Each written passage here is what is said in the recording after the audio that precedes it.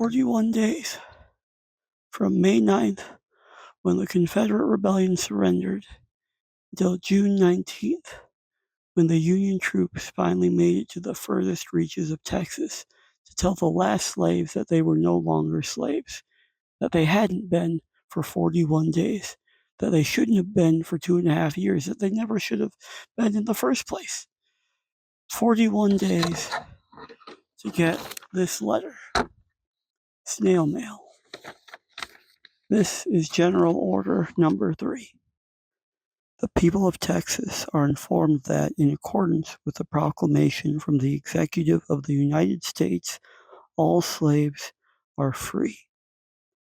This involves an absolute equality of personal rights and rights of property between former masters and slaves, and the connection heretofore existing between them becomes that between employer and hired labor. The freedmen are advised to remain quietly at their present homes and work for wages. They are informed that they will not be allowed to collect at military posts and that they will not be supported in idleness, either there or elsewhere. It started okay. 41 days for that. That's 1 day longer than Jesus in the wilderness. 1 day longer than Moses on the mountaintop. 1 day longer than Noah on the ark.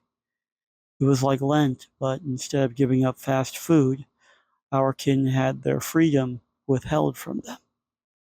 And there were still slaves after that. There's still slaves now in federal prisons and for-profit private prisons, human trafficking, child labor, forced marriages, sweatshops.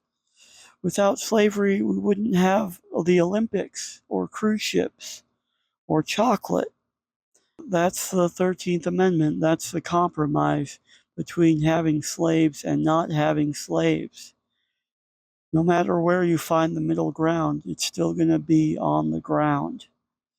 Lincoln was assassinated before those troops reached Galveston, Texas. He died before Juneteenth.